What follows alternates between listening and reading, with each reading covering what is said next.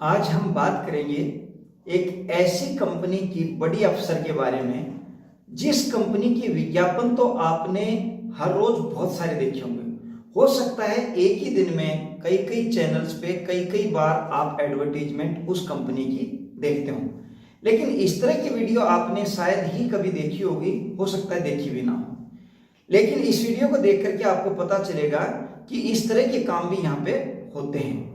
हम बात कर रहे हैं LIC की तत्कालीन senior division manager division office Rohtak Taruna Malik, जो वर्तमान में पता करने के बाद पता चला कि आजकल वो रीजनल मैनेजर हैं LIC ऑफ इंडिया के जोनल ऑफिस दिल्ली के अंदर। दरअसल मामला क्या है, घटनाक्रम क्या है, एक बार हम इस पे चर्चा कर लें। 2015 के अंदर भारत सरकार एक एक्ट लेके आई पार्लियामेंट के अंदर, IMF एक्ट। IMF का मतलब होता है insurance marketing firm. Insurance marketing firm क्या होती है? एक ऐसी फर्म जिसको बीमा क्षेत्र में काम करने के लिए IRDA से लाइसेंस लेना पड़ता है। जब कोई भी फर्म अपनी औपचारिकताएं पूरी कर देती है तो IRDA उसको बीमा विपणन के लिए और बैक ऑफिस एक्टिविटीज के लिए लाइसेंस दे देता है, जिसमें कोई भी firm 6 life insurance, 6 health insurance और 6 जनरल इंश्योरेंस कंपनीज के साथ एक साथ काम कर सकती है, यानी इनके साथ अपना एग्रीमेंट साइन कर सकती है। इसी कड़ी में कुछ लोगों ने मिलकर के एक रोहतक के अंदर Ross insurance marketing private limited company बनाई और उसको जरूरी औपचारिकताओं के साथ इंश्योरेंस में काम करने के लिए IRDA के पास भेज दिया। IRDA ने नियमानुसार उसका रजिस्ट्रेशन करते हुए उसको लाइसेंस दे दिया लाइफ, हेल्थ, जर्नल तीनों में काम करने का। अब आगे की में हम बात करेंगे वो IMF insurance marketing firm Voros insurance marketing private limited को IMF वोरॉस के नाम से संबोधित करेंगे। अब हुआ क्या, लाइसेंस मिलने के बाद IMF वोरॉस ने लाइफ, हेल्थ, जर्नल में कुछ कंपनीज के साथ एग्रीमेंट कर लिया और अपना काम स्मूथ लाइन शुरू कर दिया। LIC के साथ भी इन्होंने एग्रीमेंट कर लिया और LIC में 3 साल के अंदर IMF वोरॉस ने बहुत अच्छा काम करते हुए लगभग 322 नंबर ऑफ पॉलिसीज कर दी, यानी 322 पॉलिसीज कर दी। सब कुछ स्मूथ लाइन चल रहा था। हर 3 साल बाद IMF को, इंश्योरेंस मार्केटिंग फर्म को IRDA से अपना लाइसेंस रिन्यू करवाना होता है। इसी कड़ी में IMF वोरॉस ने भी अपना 3 साल बाद लाइसेंस रिन्यू करवा लिया। रिन्यू करवाने के बाद सभी संबंधित कंपनीज के पास उस लाइसेंस को अपने रिकॉर्ड में अपडेट करने के लिए IMF के पदाधिकारियों ने भेज दिया। सभी ने नियमानुसार जैसे होता है ऐसे ही अपने अपने रिकॉर्ड में अपडेट कर लिया। LIC ने भी उसको प्रोसेस कर लिया। LIC की संबंधित ब्रांच जो रोहतक की 1181 CAB ब्रांच पड़ती है, उसने उस लाइसेंस को जो रिन्यूअल सर्टिफिकेट जो IRDA ने दिया था उसको लिया, एक्सेप्ट किया और रिक्वेस्ट जब IMF के पदाधिकारियों ने दी तो उसको रजिस्टर्ड कर दिया, अपने रिकॉर्ड में अपडेट कर दिया और वैलिडेट करके वैलिडेट लेटर भी दे दिया। लेकिन जब उन्होंने अपने उच्च अधिकारियों के पास भेजा तो वहां पे जाके डिवीजन ऑफिस रोहतक ने उसको पहले तो 22 जनवरी से लेकर के 22 जनवरी 2024 से लेकर 22 जनवरी 2025 से लेकर के और 27 मार्च तक लटका के रखा। 27 मार्च 2025 को एक मेल IMF के पदाधिकारियों को मिलती है संबंधित ब्रांच से, कंसर्न ब्रांच से, जहाँ पे उस जो मेल की लैंग्वेज थी वो ये थी कि हमने हायर अथॉरिटी से एक मेल प्राप्त हुआ है और जिसमें ये रिग्रेट किया जाता है कि आपका लाइसेंस जो है वो हमारे रिकॉर्ड में हम रिन्यू नहीं कर सकते, यानी रिग्रेट कर रहे हैं, रिजेक्ट कर रहे हैं। जब ये बात संस्था के IMF के पदाधिकारियों को पता चली तो IMF के पदाधिकारी उसको क्लियर करने के लिए डिवीजन ऑफिस रोहतक गए, मंडल कार्यालय में। सबसे पहले तो वहां पे मंडल कार्यालय में जो उच्च अधिकारी थी वहां पे तत्कालीन SDM मैडम तरुणा मलिक जी, तो मैडम तरुणा मलिक जी ने इस विषय में उनसे मिलने से मना कर दिया, यानी वो मिली नहीं। उन्होंने बार बार रिक्वेस्ट की। उसमें ममता टक्कर वहां पे उनकी अटेंडेंट थी जो एसडीएम साहब से मिलवाने के लिए परमिट करती थी, उसने बार बार रिक्वेस्ट के बाद बताया कि मैडम कहीं बिजी है, आपको नहीं मिल सकती। इस पर जो पदाधिकारियों ने मुझे बताया, आईएमएफ के पदाधिकारियों ने, आईएमएफ फॉरस के पदाधिकारियों ने हमें बताया, वो ये था कि वो उस समय एमएम साहब जो वहां पे थे उससे मिलकर के आ गया, और जब पता चला कि भाई आप एक रिक्वेस्ट दे दें, हम आपको कारण बता देंगे, तो आईएमएफ के पदाधिकारियों ने वहां पे एक ये लेटर दिया जो आपकी स्क्रीन पे आप देखेंगे। लेटर देने के बाद कोई भी जवाब एलआईसी के मंडल कार्यालय रोहतक की तरफ से इनको नहीं मिला। जब इन्होंने कोई जवाब नहीं मिला तो 1 अप्रैल को आईएमएफ के पदाधिकारी हैं, जिसको आप स्क्रीन पे देखेंगे, इन्होंने एक आरटीआई लगाई। इस पे भी डिवीजन ऑफिस ने इधर उधर रोटेट करके इसको जो है कोई जवाब नहीं दिया। ये उसका एक लेटर है जो आप स्क्रीन पे देखेंगे।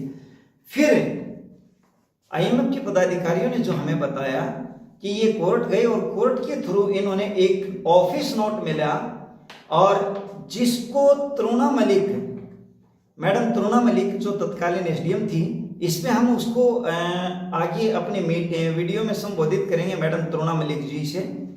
तो मैडम तरुणा मलिक जी ने इस ऑफिस नोट को 17 मार्च 2025 को जो है साइन किया हुआ है। इसमें बहुत सारे कारण उन्होंने बताए रिग्रेट करने के, लेकिन जब ये फैक्ट है आईएमएफ के पदाधिकारियों ने मुझे दिखाया इसका, जिसके कारण उन्होंने रिग्रेट किया है, तो मेरे को भी इसमें कुछ तथ्य चौंकाने वाले लगे। आईएमएफ के पदाधिकारियों ने बताया कि इस ऑफिस नोट के किसी भी क्लॉज से हमारी आईएमएफ का कोई लेना देना ही नहीं है। जब मैंने थोड़ी ही जांच की, पूरा इसके ऊपर तो हम अगली वीडियो में बात करेंगे और आगे भी इस पर हम तथ्यों पर चर्चा करेंगे, लेकिन एक तथ्य जो उन्होंने मुझे बताया और जो आईएमएफ के पदाधिकारियों ने बताया कि एक लेटर हमने इन तथ्यों के आधार पे माननीय एमडी साहब, managing director LIC of India Mumbai को लिखा है। दरअसल इसमें जो फैक्ट इन्होंने बताया वो ये है कि मैडम तरुणा मलिक जी अपने ऑफिस नोट में लिखती हैं कि आपकी जो डायरेक्टर है आईएमएफ की मैडम पूजा कथुरिया जी, उसके खिलाफ एक शिकायत मिली है, किसी महिला ने दी है इस बात की कि उन्होंने एक पॉलिसी के पैसे ले लिए और आगे जमा नहीं करे। ये जो शिकायत तरुणा मलिक मैडम ने जो रिकॉर्ड में अपने ऑफिस नोट में चढ़ाई है, वो चढ़ाई है 1 जुलाई 2024 की, यानी 1 जुलाई 2024 को उसके खिलाफ शिकायत है। आगे पदाधिकारियों ने बताया कि हम भी मान लेते हैं कि ये बात सही होगी जो आप कह रहे हैं, और मुझे भी यही लगे कि भी जो मैडम तरुणा मलिक जी कह रही हैं, उन्होंने अपने नोट में भी लिखा है, तो ये बात सही होगी। लेकिन जब आगे के कुछ तथ्य मैंने देखे तो वो बहुत ही अलग और चौंकाने वाले हैं। 1 जुलाई को उसके खिलाफ शिकायत है जो मैडम तरुणा मलिक जी के ऑफिस को मिल गई और इन्होंने डील भी कर ली। उसके बाद 1 नवंबर 2024 को ही मैडम तरुणा मलिक जी उसको अपने यहाँ पे उन्हीं पूजा कथुरिया को सही मानते हुए एक एजेंसी दे देती है, यानी उसकी एजेंसी लगा ली अपनी ही ब्रांच में 1181, उसी ब्रांच में जिस ब्रांच में इस आईएमएफ का कोर्ट चल रहा था। यानी ये गलत थी, अब वो ठीक हो गई और ठीक होकर के उसने इनके लिए काम करना शुरू कर दिया। मैडम पूजा कथुरिया से इन्होंने पॉलिसी भी ले ली और पॉलिसी लेकर के कमीशन भी जारी कर दिया। अब हम ये भी मान सकते हैं, एक फैक्ट ये भी हो सकता है कि हो सकता है 1 जुलाई ने उन्होंने कुछ गड़बड़ कर दी हो, वो ठीक कर ली हो और फिर मैडम पूजा ठीक हो गई हो और काम उसने ठीक करना शुरू कर दिया। लेकिन अब सबसे विडंबना का विषय ये है कि 1 नवंबर को जो ठीक थी वो दोबारा 17 मार्च 2025 को फिर गलत होगी। उसमें इसका इस्तेमाल करके मैडम जो है तरुणा मलिक जी वो रिग्रेट कर रही है, रिजेक्ट कर रही है आईएमएफ के लाइसेंस को। अब ये जो फैक्ट है इन सबको कंसर्न डॉक्यूमेंट्स लगा करके मैनेजिंग डायरेक्टर कार्यालय में पदाधिकारियों ने जो बताया भेजा है, इस पर अभी तक कोई जवाब यहाँ पे इनके पास नहीं मिला है। उसके बाद इन्होंने एक रिमाइंडर भी डाला है जो मेरे को दिखाया 16 फरवरी 2026 में।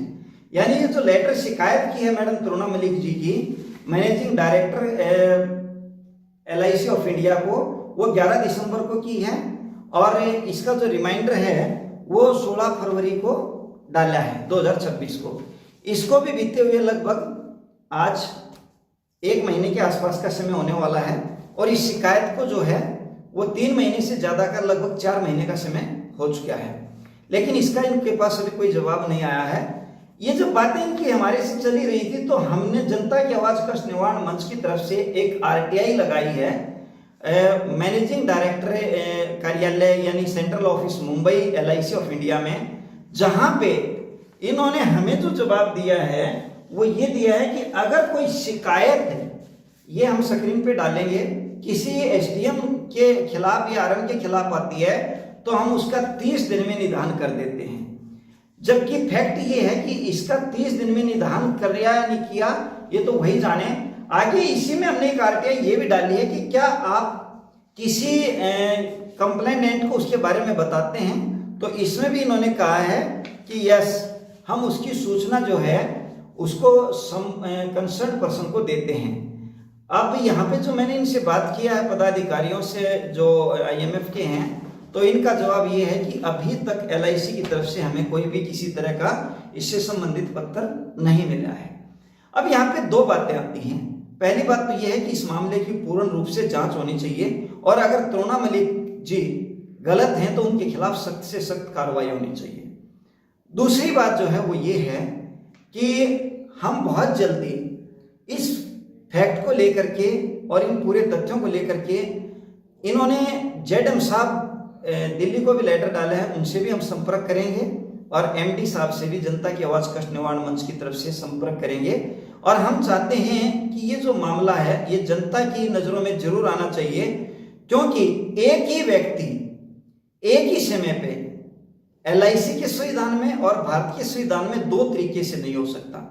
अगर 1 जुलाई 2024 को पूजा जी ने गलत काम किया है तो वो 1 नवंबर 2024 को ठीक कैसे हो गया और उससे LIC की एजेंसी कैसे आपने दे दी और कैसे उससे आपने पॉलिसियां करवा ली और कैसे उसको कमीशन जारी कर दिया, और वो फिर जब आपको संविधानुसार जरूरत पड़ी मैडम तरुणा मलिक जी को, उस दिन वो दोबारा फिर गड़बड़ कैसे हो गया 17 मार्च 2025 को।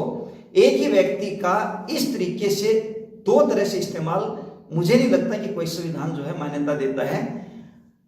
आप भी इस मामले को थोड़ा देखना और हम भी बहुत जल्दी जो है, मैंने बताया कि उच्च अधिकारियों से बात करेंगे।